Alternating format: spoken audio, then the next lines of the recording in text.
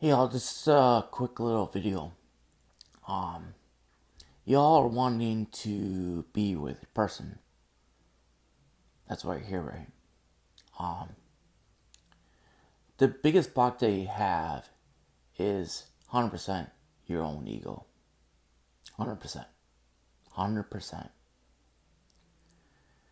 And if you don't know what your ego is, and even how it controls and manipulates you, because that's what it does, your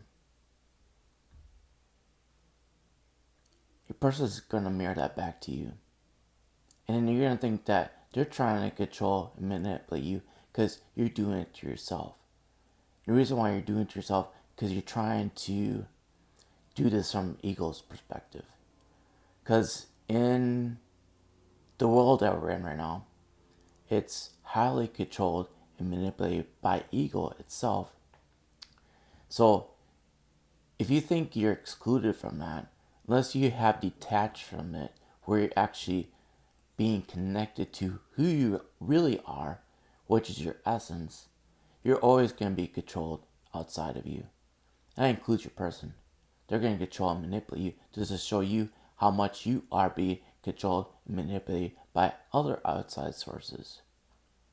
So they're always going to be your perfect mirror. So if you don't like what your person is showing you, that means you're not really being truthful with yourself. And why I'm really saying this, because I did I do some coaching with Brittany, right? And I was even talking to her in that session about the justice card. How if I was going to use just one card from tarot to sum up everything, everything is actually represented in justice. And if you don't even know what I'm talking about with that, then you gotta find out for yourself why. Because tarot is us, and if I could do your whole journey and what you need to do here in one card, and you're not even knowing how to do that for yourself, then you have to take action steps for you to figure that out for you. Just for example, injustice card is the scales. You know how many different interpretations I could get with just focusing on the scales aspect of the justice card? Infinite amount of possibilities. That's what it is. If you want to see the scales as measuring, which they do, that's pretty obvious. That's baseline, so to speak. And what is it measuring? It can measure infinite amount of things. Because this connection that we have and this experience that we even have here with what we're experiencing in this moment, it's all about finding our balance in it. And the balances, and you could put it as measuring too, because it's going to give you feedback, right? To see how well you're connected and how well you're balanced. The only thing that's going to interject in that is your own ego. Because your ego is going to sit there and say, we got this. Tim made it very clear to us what we have to do. We'll just do that. Then you're going to do it, and you're still going to be stuck where you're at. Because if you allow your ego to sit there and judge your current condition and reward you somehow that you've done great things and that you're worthy of everything because you did X, Y, and Z, but then you ignore all the other alphabets, and we're only talking about like, was there 26 letters in alphabet in American, in the English alphabet? But like, that's only 26 possibilities, right? See how limiting your ego is? And then your ego is going to be like, oh, we did that at least. Shouldn't we get some type of reward for that? You are the reward. And if you're not connected to yourself, you're missing out on the power within you that you always have. And if you feel like you don't have the power within you, why not? What's keeping you from connecting that power within you? What's causing you to doubt everything in your life? What's causing your person to stay over there? Your person is always mirroring your true authentic self. And I know it's such a simple concept, but a lot of people don't understand it because they try to understand from their own ego's perspective. But their ego doesn't even know what I'm going on about. So it's going to sit there and judge what I'm saying instead of understanding what I'm saying. And one of the biggest advantages that we have here in the community is just even all the packages that you can invest in to get a deeper understanding of your own connection. Because the only person that can help you be connected is you. I can't connect yourself to yourself for you. Only you can. But I could definitely give you the work that help you get there so you can be connected. And there's going to be some parts of it that don't seem too pleasant to you. But again, that is your ego. That is your ego. So then you have to ask yourself, what's more important, my ego or my connection? Now, for your ego, I'm going to say this for your ego's sake. I'm going to be leaving here for Texas to start my life with Aaron down there. And even when I go down there, I'm still going to be doing what I'm supposed to be doing. That's the work. The work translates into all the things we're here for. That includes ourselves. And everything starts with ourselves because we are our biggest block from accomplishing what we're here for. Because it comes down to what? Our ego. But the ego is just part of this human experience. So it's up to you if you're going to let your ego stop you or are you going to do what you're here for. Because if you choose your ego, you could be stuck in your same situation for however long it takes you to let your ego control you. Because it will. It will. Because that's how it's programmed. So if you allow your ego to control your life, it will for however long you allow it. But then it's up to you if you want to be empowered and do what you're here for, then you have to be aligned with your essence. That's the only way. But for you to really connect to your essence, it takes work because in this experience, anything outside of us doesn't show us connection.